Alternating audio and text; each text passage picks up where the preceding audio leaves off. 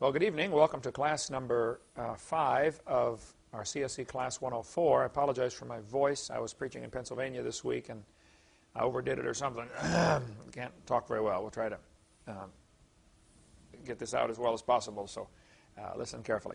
We left off talking about the flood in the days of Noah in Genesis chapter 8, verse number 1. It has a very interesting verse. It tells us the waters assuaged.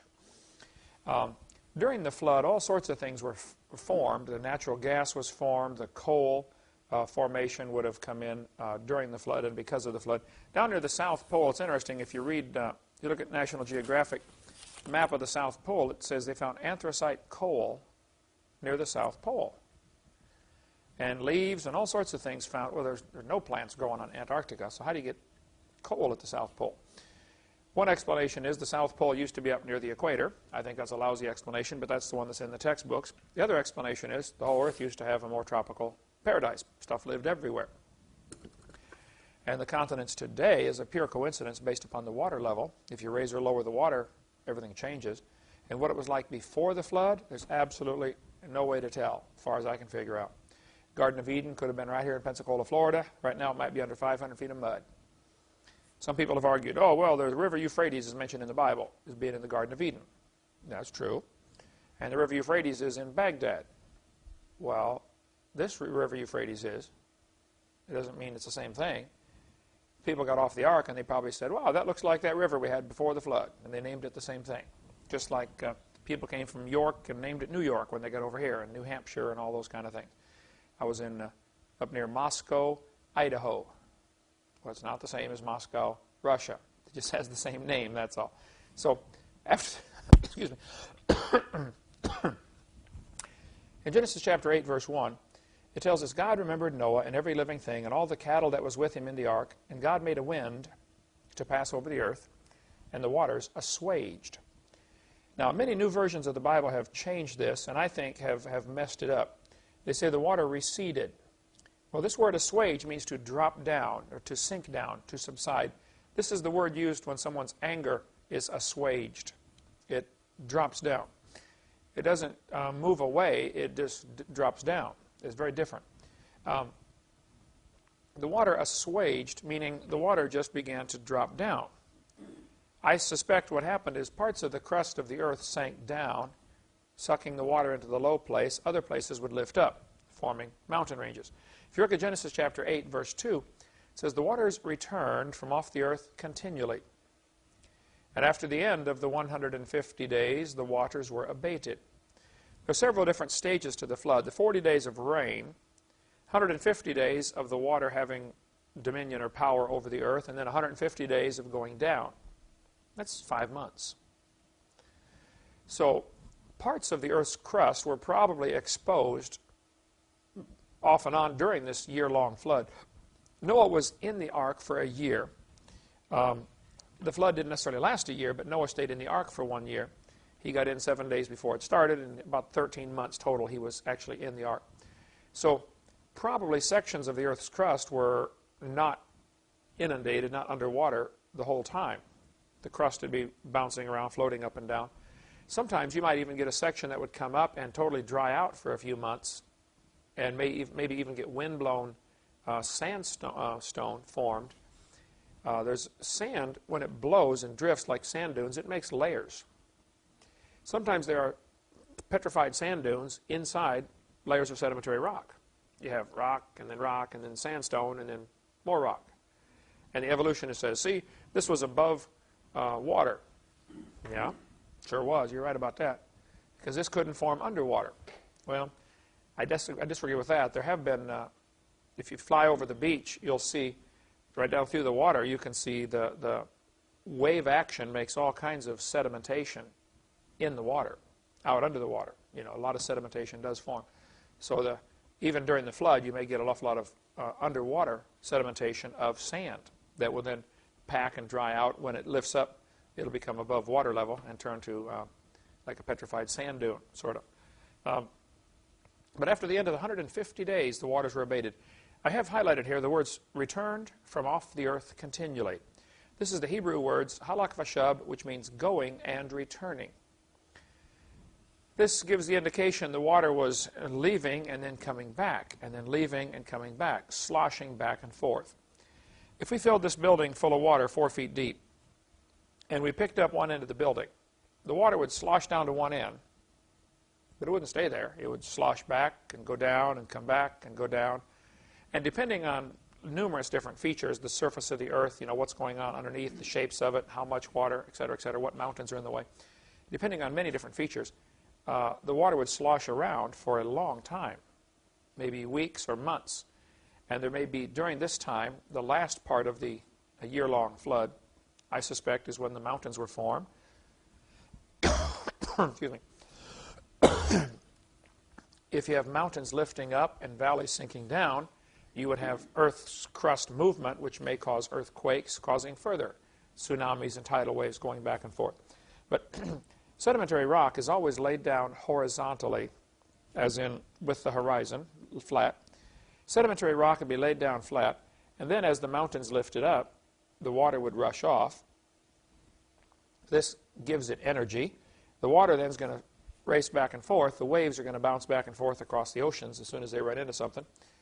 And that would depend on so many factors, the size of the ocean, the distance traveled, the depth of the water, how much energy is put into it. But those waves going back and forth are going to wash off the sediment layers and expose them already at twisted angles and deposit new layers on top. Now this in geology is called an unconformity, a place where the layers are crossing each other, but they obviously weren't laid down that way. Grand Canyon has a huge unconformity down at the bottom. This is a schematic of Grand Canyon, calling the angular unconformity, where the layers were washed off and then new layers deposited on top, including lava flows. The letter H there is a lava flow. Well, anytime you get the crust of the earth being broken up and shifting around, you're going to have volcanoes going off. So probably during the flood there was volcanic action. After the flood there was volcanic action. There's still volcanic action today. The lava would be flowing during this whole time from different areas.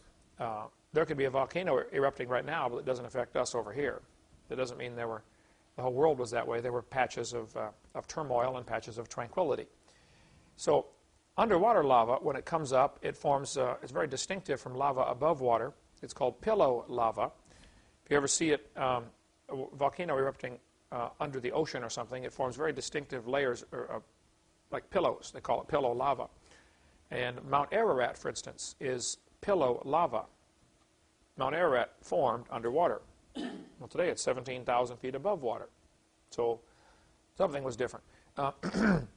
Here we show another schematic of the different rock layers in Grand Canyon.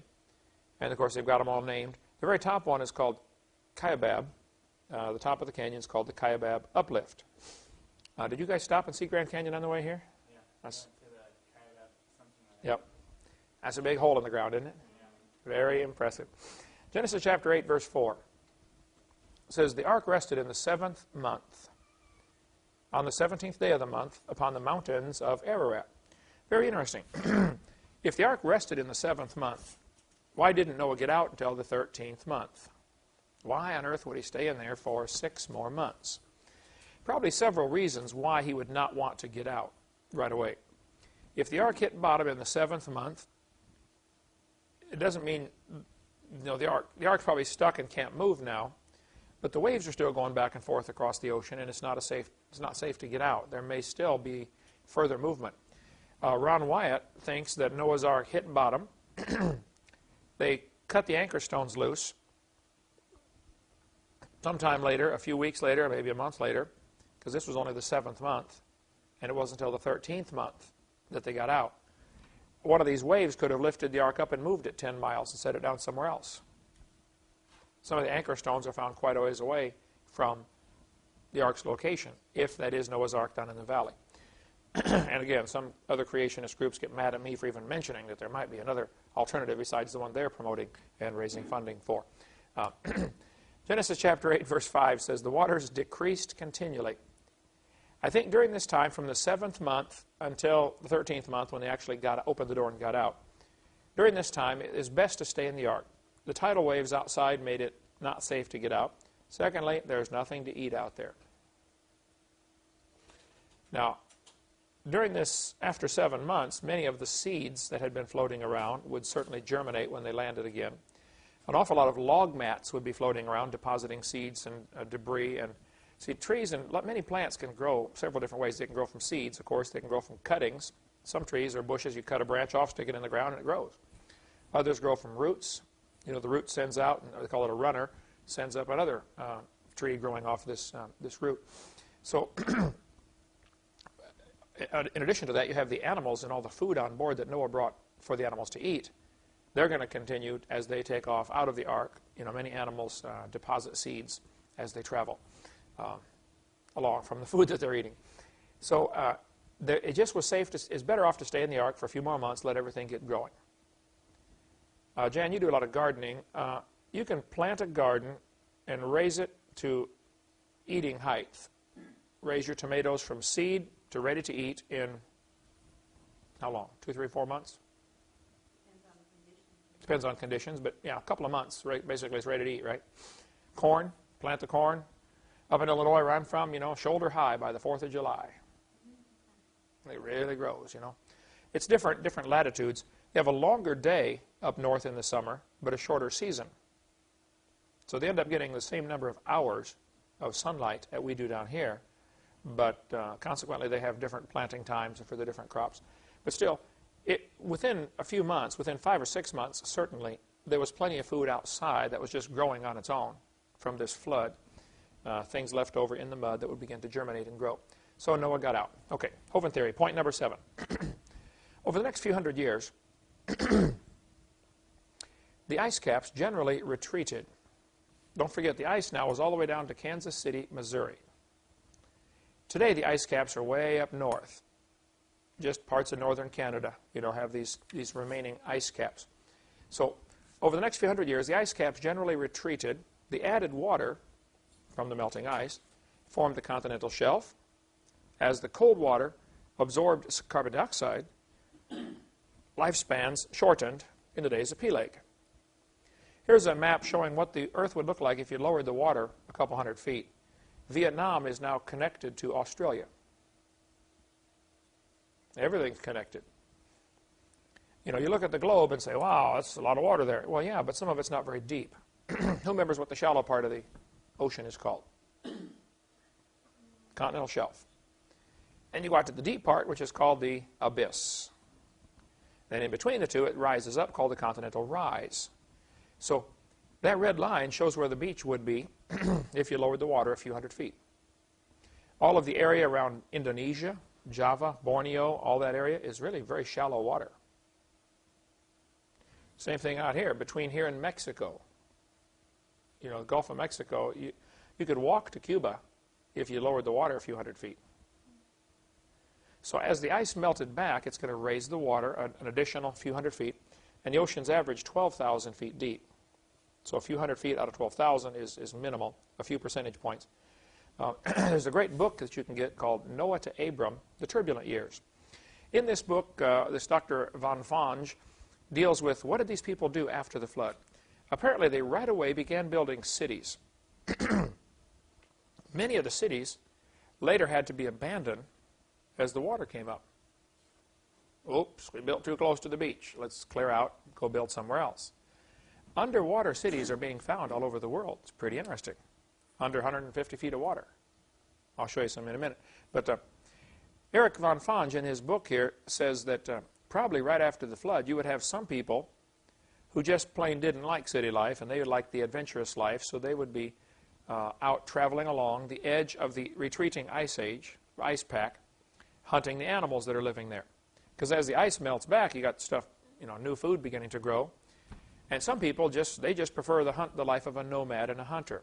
Other people got kicked out of their city, you know, criminals or whatever.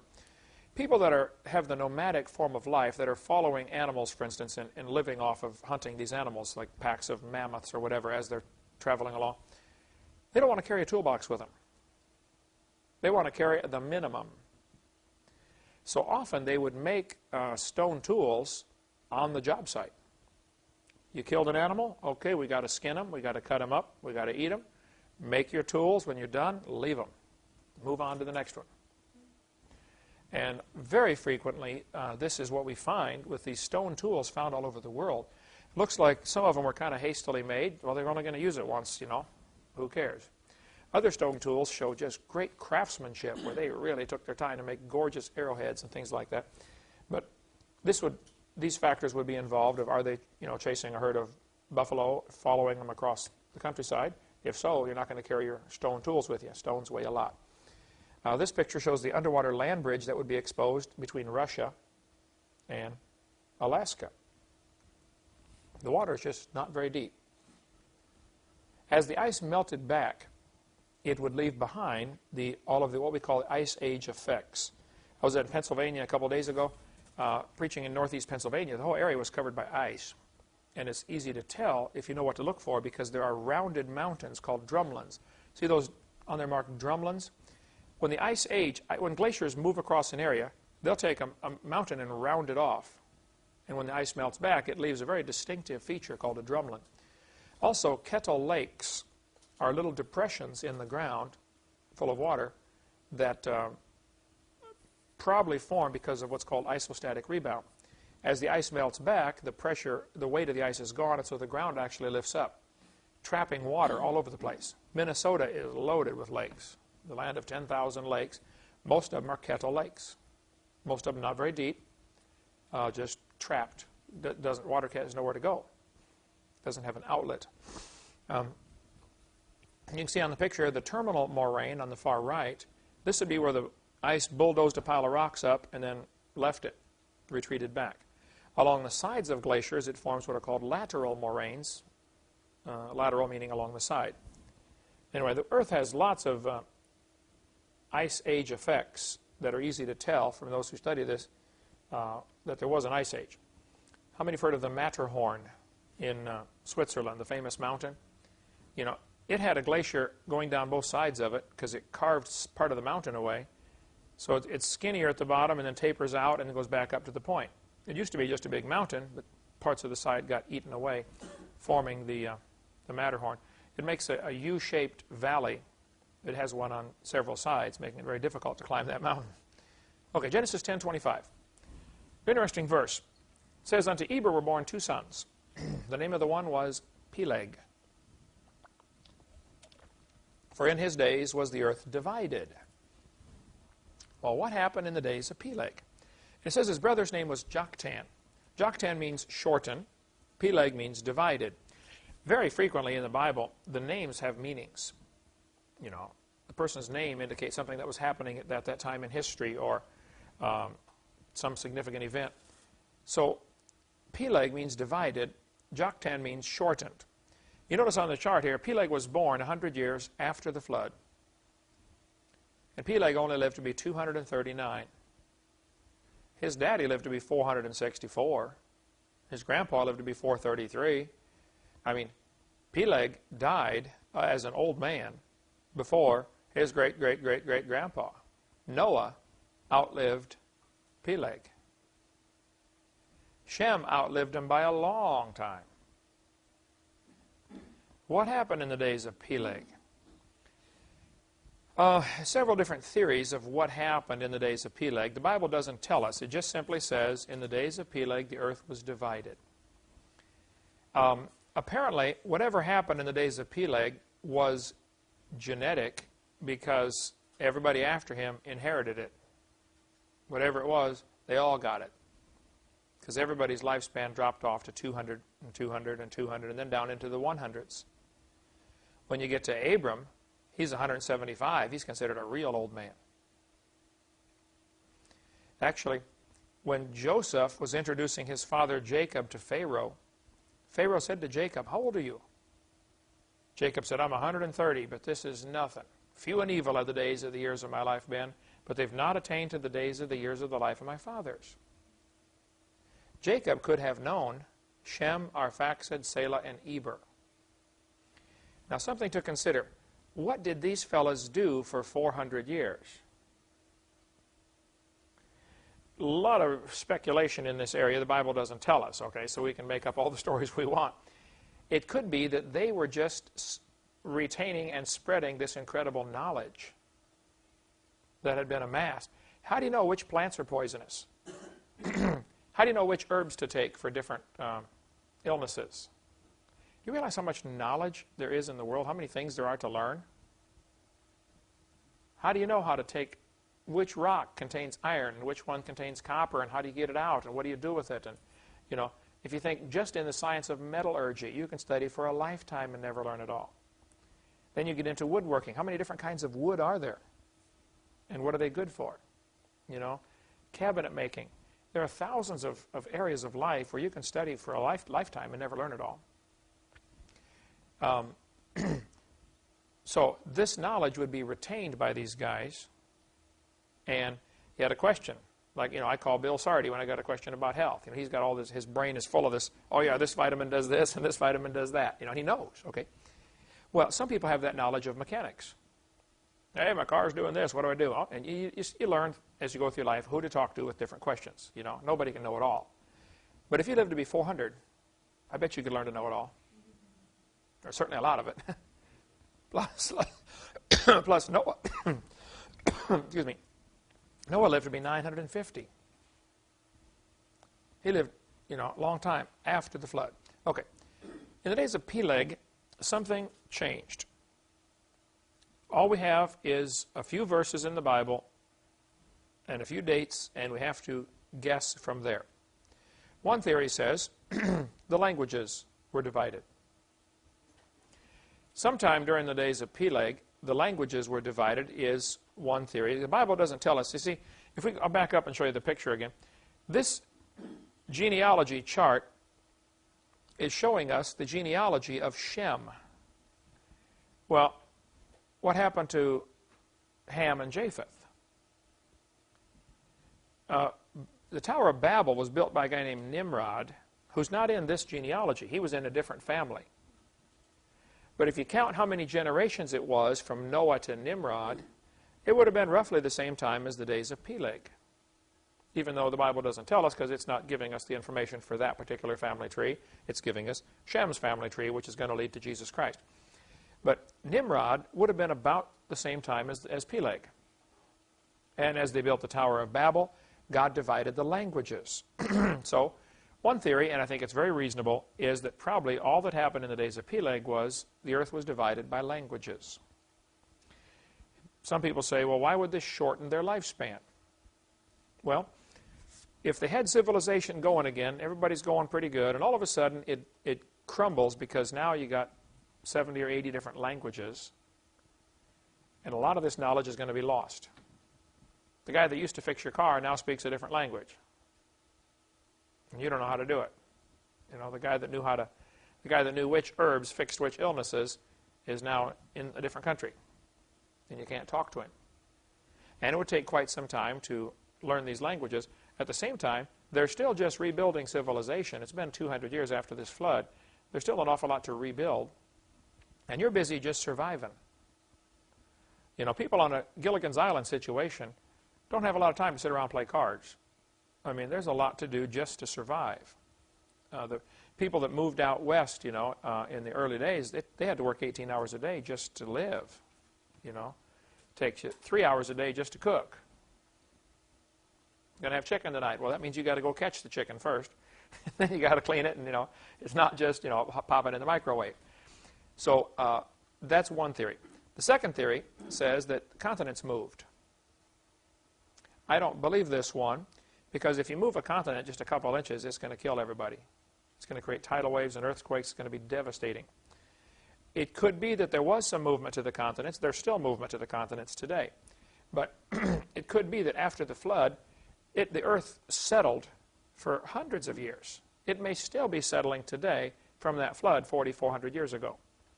What we see with earthquake activity and stuff like that might just still be leftover remnants from that flood. The earth is still not quite settled into place. Third theory, that says the earth was divided because the water came up. As the ice caps melted back, the water came up and divided the high spots into islands and continents. That is certainly a reasonable theory, and maybe several of these are true. Maybe there's some truth to each of these, I don't know. But If the ice is melting back, what's that doing to the ocean level? It's raising it. What used to be all connected, now all of a sudden, instead of mountains, you now have islands. And the area between becomes filled with water. So that's one theory. The fourth theory says the land was surveyed. By the days of Peleg, they got so many people, they said, look, let's quit fighting over who gets what. Okay, we're going to draw some lines. You get from the tree to the bushes and to the river. Here's your property. Here's my property. Just like people have done for generations. They divide up the land and they put up a fence and say, this is my side. That's your side. Stay over there. I don't think that would have an effect on shortening lives. But number 3 certainly would. If the water's coming up, it's coming up because of ice melt, which is going to lower the temperature of the water. As water gets colder, it starts to absorb carbon dioxide. When your soda pop gets warm, it loses its fizz. Carbon dioxide is what they put into soda pop to make it fizzy. Okay? If it gets colder, it's going to absorb CO2. As it gets warmer, it loses CO2. So cold water would tend to absorb CO2 out of the oxygen, out of the air, out of the atmosphere. And CO2 is a greenhouse gas that is one of the many things that protects us from radiation. So if they began, 200 years after the flood, began to lose their protection from radiation, that may cause genetic factors to come in, that they begin to live shorter lives because of increased radiation, because of decreased carbon dioxide, chain of events. Okay? So these ice caps are melting back, forming the glacier effects, and raising the oceans. As the oceans get more water in them, 3 things happen. They get wider, deeper, and colder.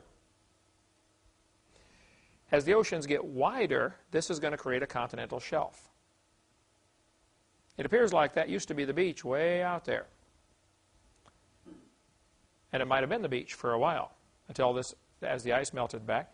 And I suspect in some areas, like in Washington, where I just was in Dry Falls, Washington, there might have been, as the ice was melting back, there might have been a giant lake dammed up. All of a sudden it gets too much water in it, it all flows out.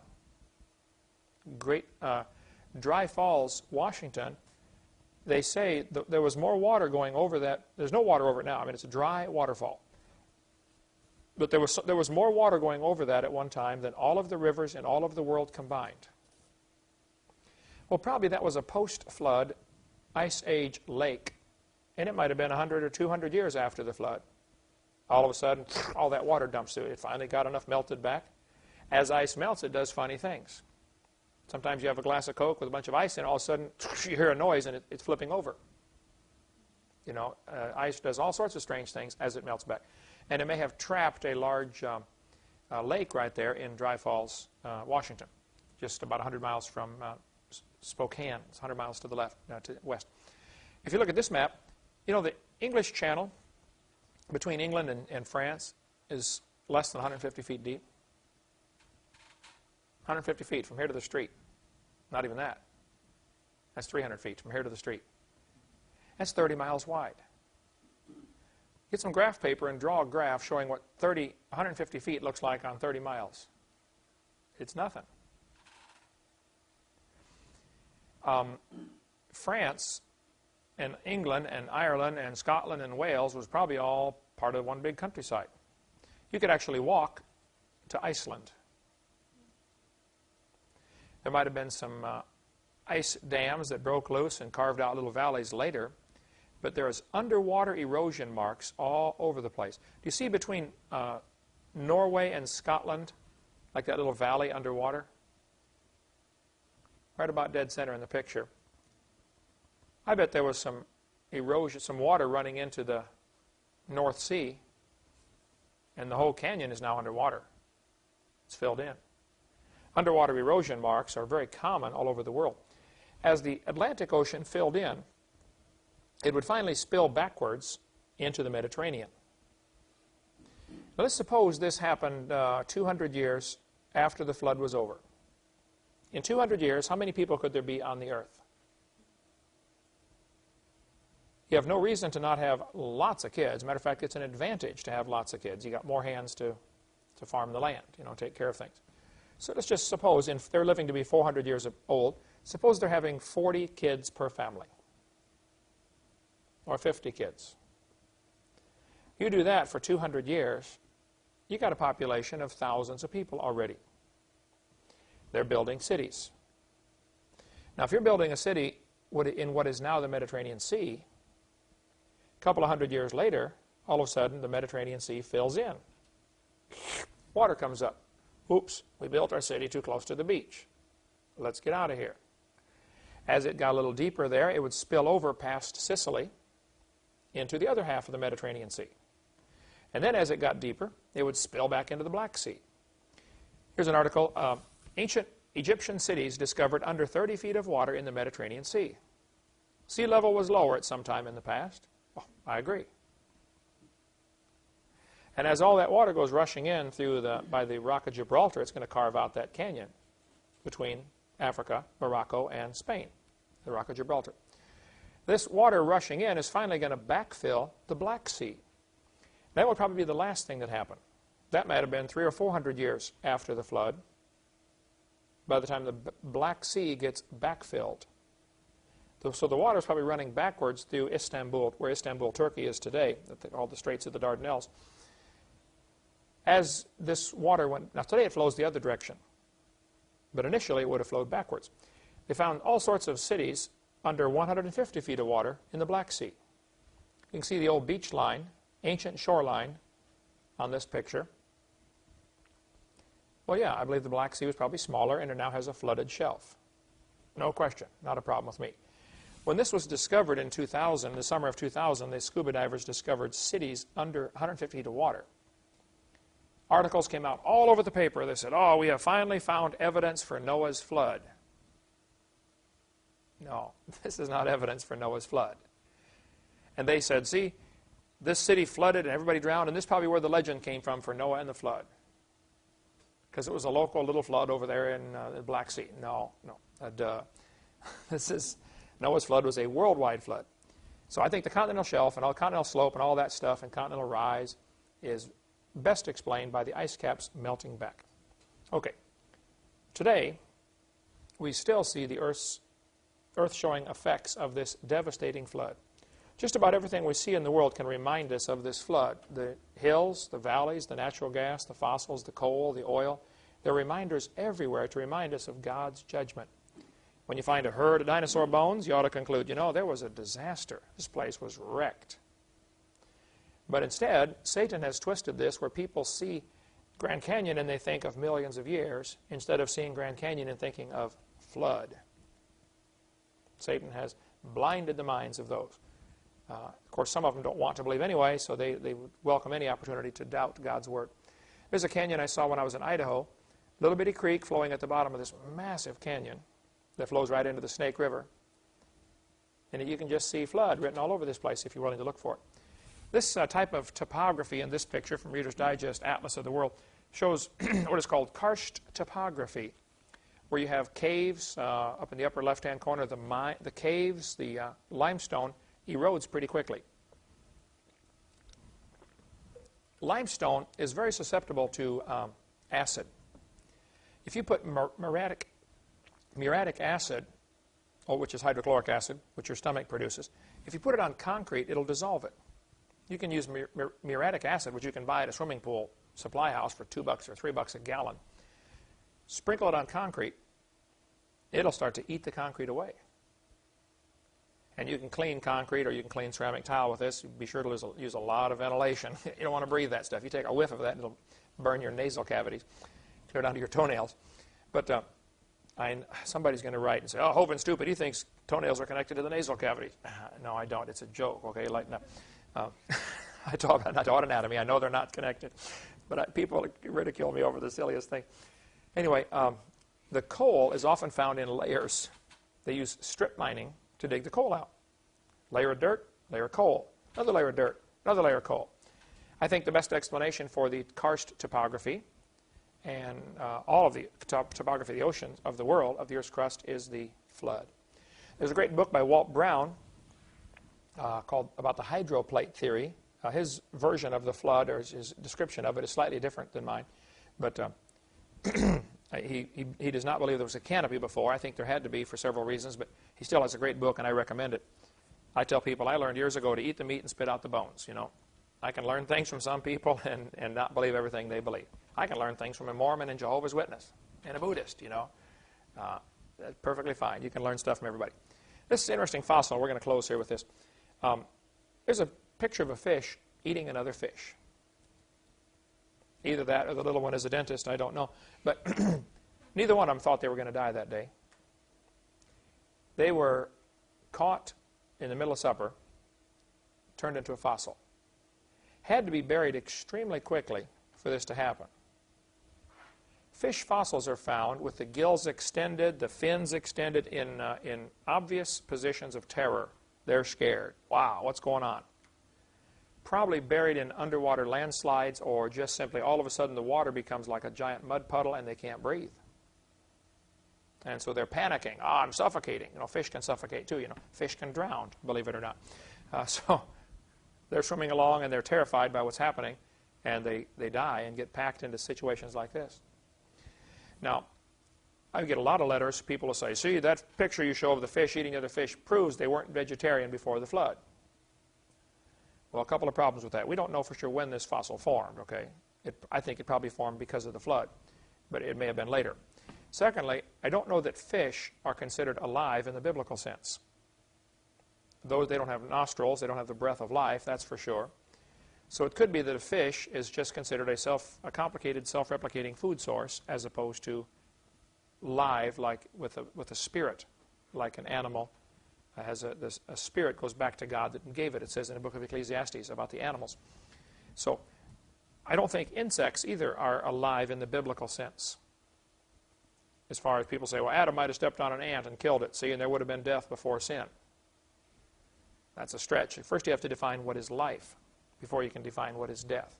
And I don't think you could prove that insects have life in the same sense that man has life or animals have life. Okay.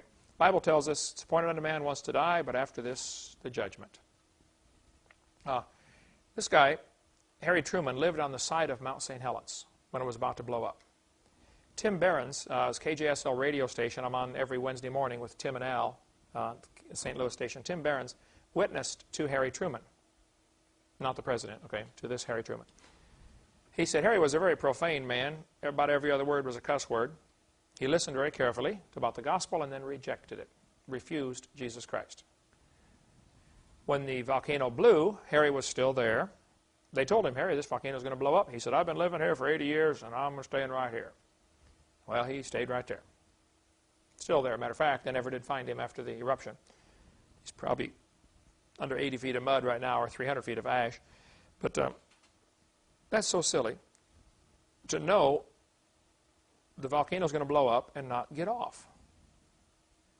Well, folks, we've been warned the entire earth is going to blow up. You better get ready for that. You better accept Jesus Christ. Just like there was warning before Mount St. Helens blew, there is warning from Scripture before the earth falls apart. You better get in Christ. You better be saved or you're in trouble someday. He that hath the Son hath life. He that hath not the Son of God hath not life. So I recommend everybody get saved. The Bible tells us about the flood in Matthew 24. It says, but as the days of Noah were, so shall the coming of the Son of Man be. For in the days before the flood they were eating and drinking, marrying and giving in marriage, until the day Noah entered into the ark, and knew not, till the flood came and took them all away. So shall also the coming of the Son of Man be. So, just like the flood is a good symbol or typology of what in the days of Noah, the earth was destroyed, that's a symbol or a good typology of what's happening today. How many people listen to Noah? Just almost nobody. Noah's job was to preach, whether they listen or not. Our job is to do the same thing. Some are going to listen, some aren't. Oh well. After the break, we'll take up what we cover on our videotape number 7, question-answer session, coming up right after the break, and we should, in the next 4 classes or 5 classes, be able to finish, I hope, everything we have on videotape 7 Q&A. So let's take a little break, come right back.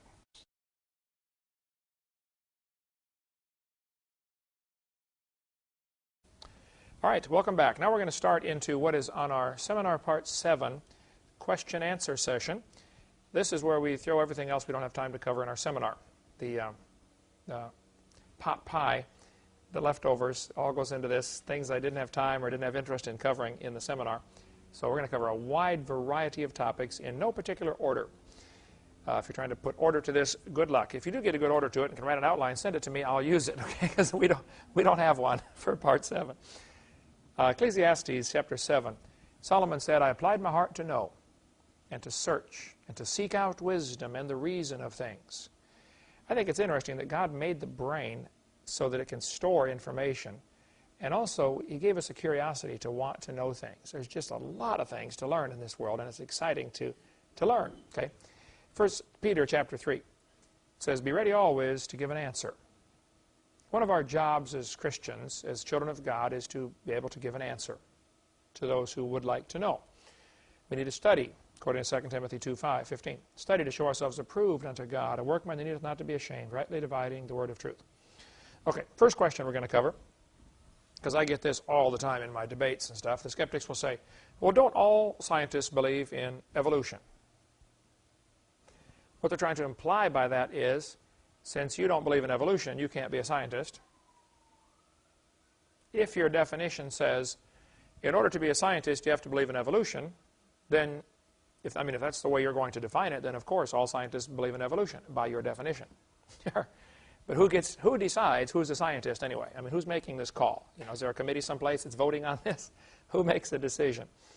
Of course, according to the Mormons, you can't be godly unless you're a Mormon. And according to the Jehovah's Witnesses, you can't be godly unless you're one of them. I mean, every group does this. And the scientists often are no different. They think, well, you can't be a scientist unless you believe in evolution. So therefore, if you don't believe in evolution, you are not a scientist. In John chapter 7, in verse number 40, very interesting passage here, and I'll watch this carefully. Many of the people, therefore, when they heard this saying, said, of a truth, this is the prophet. Others said, this is the Christ. But some said, shall Christ come out of Galilee? Hath not the Scripture said that Christ cometh of the seed of David and out of the town of Bethlehem where David was? So there was a division among them, among the people because of him. And some of them would have taken him, but no man laid hands on him. Then came the officers to the chief priests and Pharisees, and they said unto them, why have ye not brought him? And the officers said, never man spake like this man. Then answered them the Pharisees, are ye also deceived? Have any of the rulers or of the Pharisees believed on him? This people who knoweth not the law are cursed. Okay, let's stop right here and look at some of the logic here. The people divided over a question.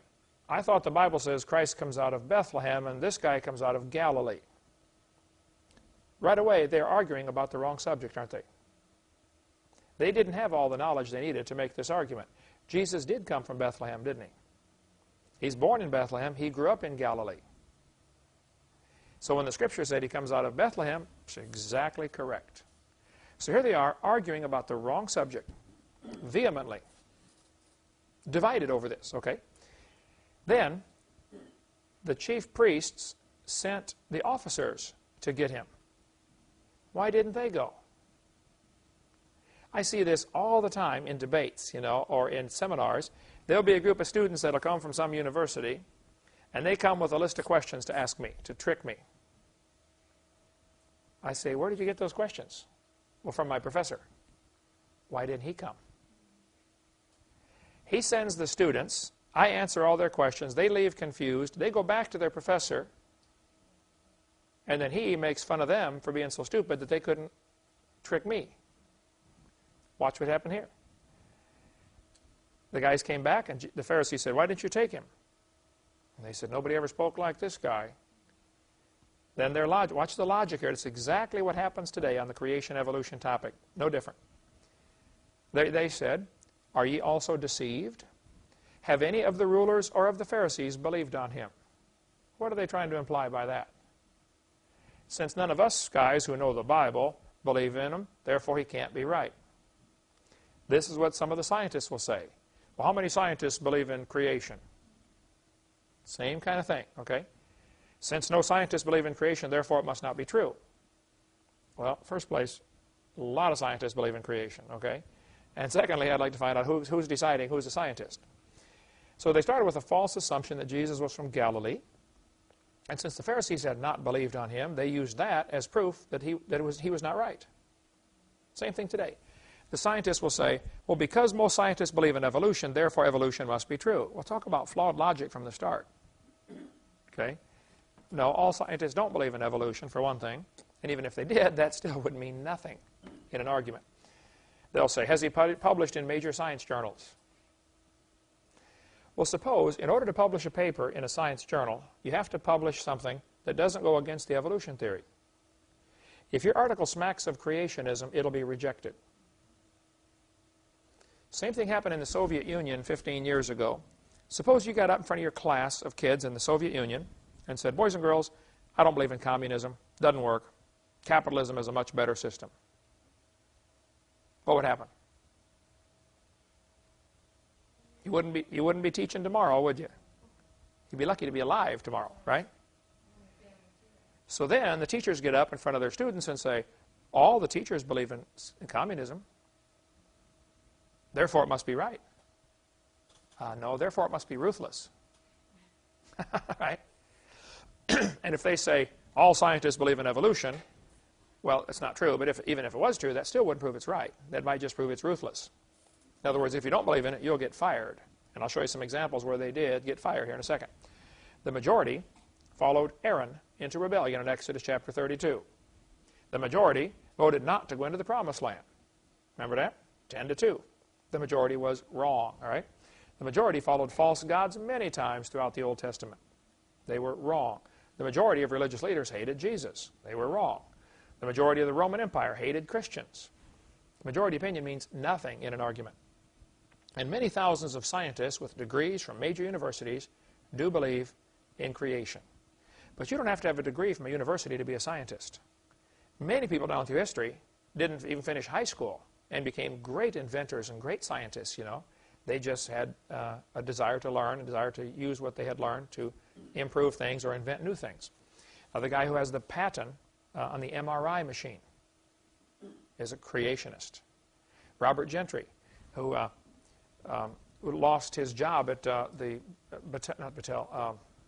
Oak Ridge Laboratories in Knoxville, Tennessee, because they found out he was a creationist. He wrote the book that we sell called Creation's Tiny Mystery about the radiopolonium halos. He was one of the world's experts on granite, because he was assigned the task of deciding where do we put radioactive waste. You know, after a nuclear power plant gets done, you got this barrel of radioactive material. What do you do with it? You don't want it in your backyard, that's for sure. So they dig deep holes and they bury it in granite. Well, as they were taking samples of granite from all over the world, Robert Gentry's looking at these things under the microscope, and he finds out they have little rings in them, circles, called radiopolonium halos. And we'll get into that later, how it absolutely proves the earth was created cold, like the Bible says, and the earth is not billions of years old. And so his articles are being published in all the major magazines all over the world, Science Magazine, Nature Magazine. Everybody publishes this amazing stuff by Robert Gentry about this new find of radiopolonium halos. Until somebody figured out, this proves the Big Bang Theory is not true. Well, they shut him off like a spigot, man. He couldn't get anything published anywhere because it didn't go along with the evolution theory. So he lost his job and grant money. Roger DeHart was told he could not inform students of errors in the textbooks by passing out articles from current science journals. All he did in his science class, he never talked about creation. He would just say, kids, in this book right here on page 95, there's an article about, such and such. But this has been proven wrong. Here's a current science journal showing where it's been proven wrong. Pass it out. Can you imagine that? He was called in to say, you cannot inform the kids of more recent research that goes against the textbook. What on earth is somebody thinking? But he was told, you can't do that because it went against the evolution theory. Kevin Haley was a biology teacher at Oregon Community College. He lost his job for simply exposing errors in the textbooks. He is a creationist, but he never told them he was. He just showed them, hey, here's an error in our textbook. This is wrong. Okay? At Baylor University in Waco, Texas, William Dembski, in April of 2000, was fired because he advocated intelligent design instead of evolution. He just said, you know, things we study are so complex, they must have been designed. Oh, that's all it takes. He's out of there. Baylor, Southern Baptist School, you know, fired.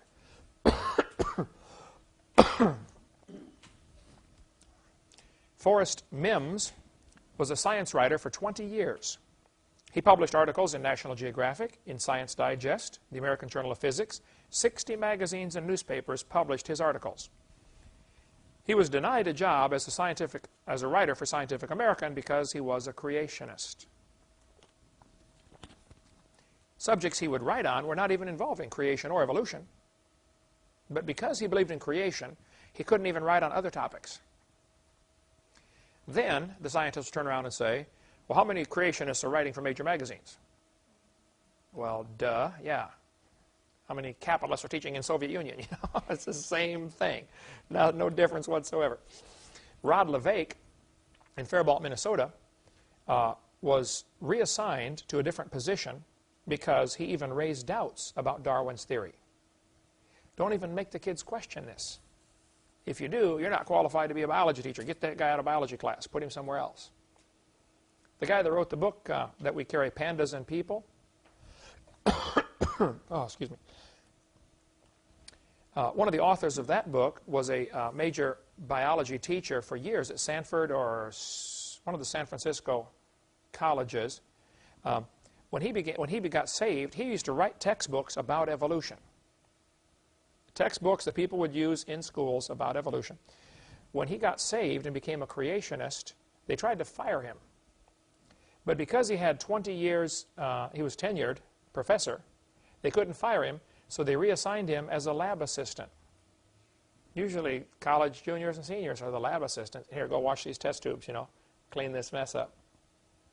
The guy had written books about evolution, but once he became a creationist, oh, he's out the door. Okay, you can no longer be a scientist if you don't believe in evolution. This is the logic that we have to face. John chapter 7. Shall Christ come out of Galilee? They're arguing about the wrong thing. So when they say, don't all scientists believe in evolution? I'm sorry, they're arguing the wrong subject. The average person can see the truth. Many of the people, therefore, said, when they heard this saying, said, of a truth, this is the prophet. Others said, this is the Christ. But some said, shall Christ come out of Galilee? See, the Pharisees didn't believe in him, but the common person could see.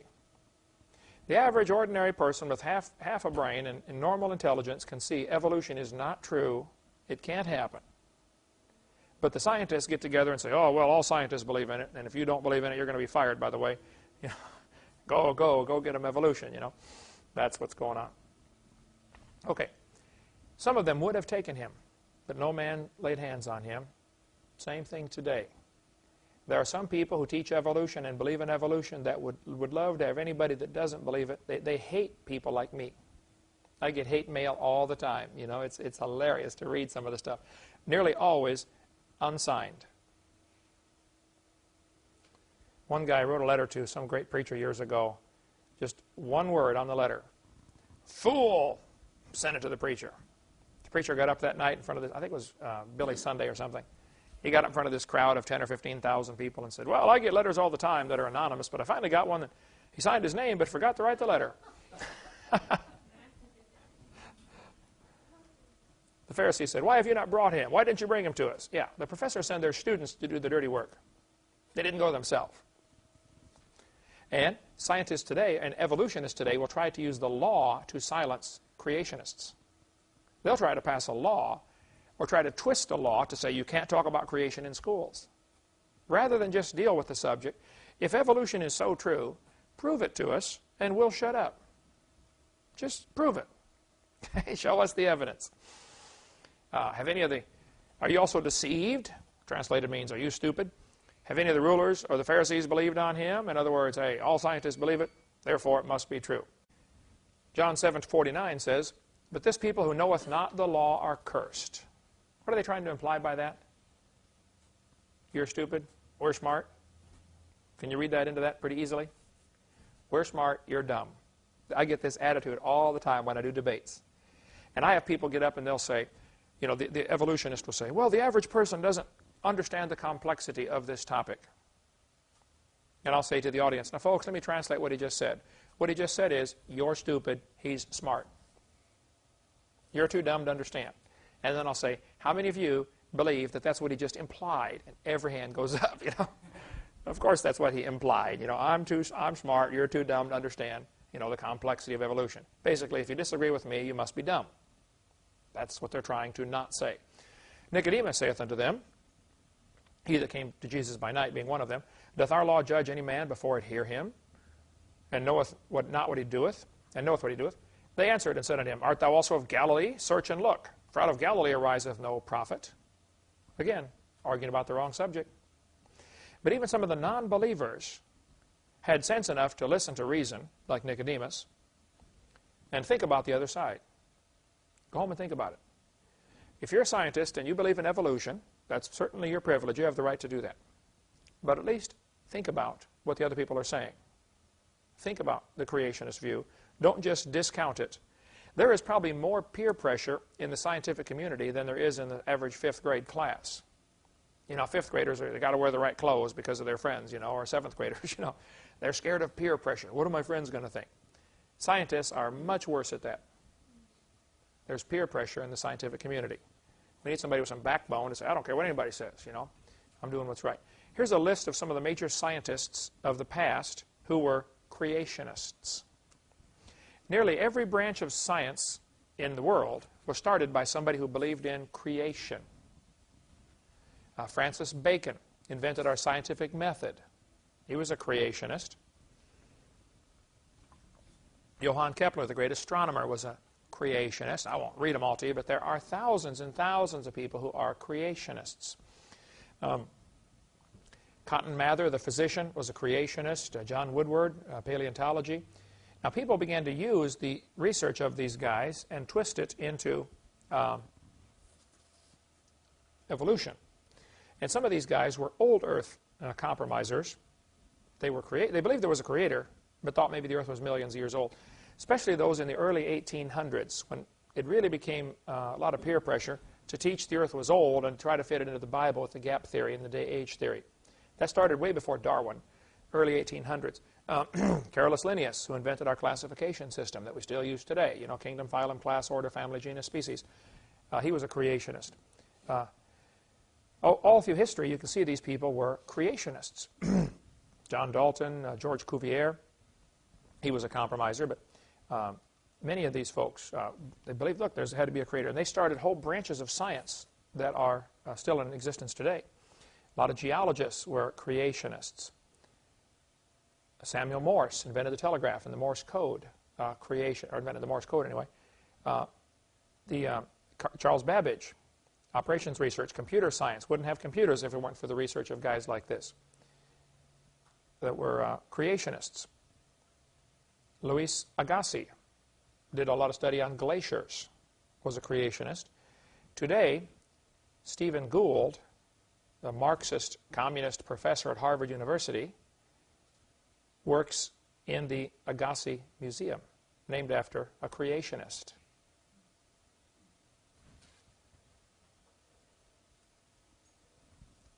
See some, boy, I could stop and talk about many of these guys, you know, James Joule, thermodynamics. The joule is named after him, you know, a unit of energy, named after James Joule. Louis Pasteur, pasteurized milk. Any milk carton, I'll remind you of creation. If you see pasteurized down there from Louis Pasteur's name. James Clerk Maxwell, electrodynamics, statistical thermodynamics. All through history, these folks were creationists. I'll just page down real slowly and let you look at some of the names. Ambrose Fleming. Wilder Smith had 3 doctoral degrees in sciences, was a creation science pioneer, and spoke prolifically on creation, just died here recently. So many people today are scientists and are creationists. Many people are actually afraid to let people know they're creationists for fear they'll lose their job. Because it does happen. Okay, there is a discrimination against creationists. Okay, next question. What about separation of church and state? Well, there's no such phrase in the Constitution. There's no such thing as separation of church and state. That sentence was used by Thomas Jefferson in a letter written to Pastor Danbury, a Baptist in Dayton, Connecticut in 1802. Jefferson said, "The First Amendment has erected a wall of separation between church and state." By the way, wallbuilders.com, David Barton has a great ministry. He said that wall is a one-dimensional wall. It keeps government from running the church, but it makes sure that Christian principles will always stay in government. The same day they voted in the amendments to the Constitution, the 10 amendments, including the First Amendment, same day they voted to give $500 to a Catholic priest to help the Indians in St. Louis. Well, now, obviously these guys weren't thinking of total separation between church and state, were they? Same guys, same day, voted that money to a Catholic priest. Okay. Lots more on separation of church and state on video number 4. It's perfectly fine, though, for the church to influence the state. They're supposed to try to influence the state. What's happened in the last 100 years particularly, many churches have given up being churches and become corporations. Once a church becomes a 501c3 corporation in order to give a tax write-off, that's their excuse, and it goes back to the love of money, root of all evil. They are now not really a church anymore. They're an agent of the state. See, the state gives corporations the right to exist. God gives his church the right to exist. And one of the dumbest things any church could do would be to become a 501c3 corporation. We cover lots more of that on video number 5 of our series about churches incorporating. Major mistake. And it's easy to get out of, to undo that. You can contact Pastor Mooneyhan if you want more information on how to get unincorporated. His number is 352-498-0384. I call him about once a week, with different questions on things. He's coming here tomorrow, as a matter of fact. Okay, next week we'll take up more questions and answers from our frequently asked question section, what's on our videotape number 7, and try to finish in the next 4 or 5 weeks, whatever we've got left in this class, and get everything done on our Q&A. Thanks for joining us. See you next week.